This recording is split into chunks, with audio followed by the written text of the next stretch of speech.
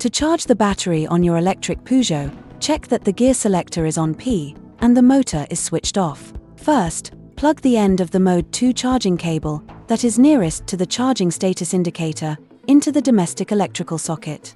When you plug it in, all of the lights on the charging status indicator will light up. Then, only the green power light will remain on. Next, press on the back of the charging flap to open it. Ensure that there is nothing on the vehicle's charge connector. Insert the charging connector into the charging socket. As soon as the battery starts charging, the green light inside the flap and the green charge light on the charging status indicator will both start flashing. If that does not happen, charging has not started. Check that everything is correctly plugged in. With a Mode 2 charging cable on a green up socket, charging time is 16 hours and 10 minutes. With a Mode 3 charging cable on 7.4 kilowatts charging station, charging time is around 7 hours. You can use the touchscreen to configure deferred charging. In the Energy application, select the Charge tab. Set the time for the start of charge, then confirm by pressing Apply. The configuration is recorded in the system.